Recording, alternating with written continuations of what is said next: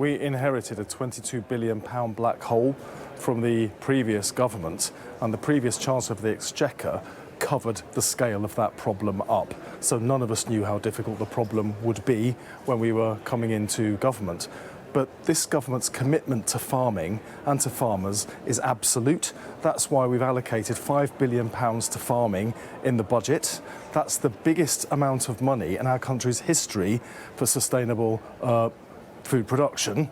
But we have to plug that £22 billion black hole in our public finances. Otherwise, we can't fix our public services like the broken National Health Service. So it's only right that we've had to ask the wealthiest landowners and the biggest farms to pay their fair share. But I would emphasise only around 500 farms will be affected. The vast majority of farmers will pay no more under the new scheme than they do under the current one.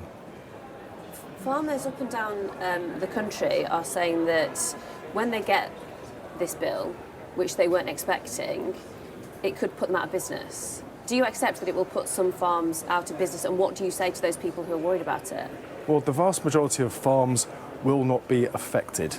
The data from HMRC is actual data from the last year that we actually have real data available, projected forwards. It shows that no more than around 500 farms would be affected.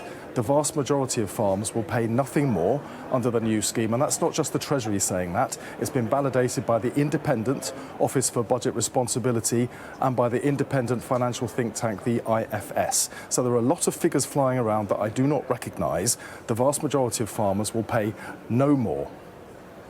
Would you advise farmers, when it comes to this issue of inheritance tax, if they can't pay it because they don't have the money, would you advise them to sell their land? And do you accept that some farmers will have to sell their land, and it could go to developers or big corporations? It could change the face of the British countryside. The vast majority of farms will pay no more under the current scheme than they under the new scheme than they do under the current scheme. I'm talking about the ones who will have to pay it. Well, those the only ones that will be affected, and it will be around 500, will be the very wealthiest or the biggest farms. They can plan their tax affairs just like any other business plans their tax affairs as well. But I would point out to them again, this government is on the side of farming. We've just allocated £5 billion to farming. That's the biggest budget in our country's history for sustainable farming. The vast majority of farms will not be affected by these changes to inheritance tax, but it's only right we ask the very wealthiest to pay their fair share. Otherwise, we can't fix services like the National Health Service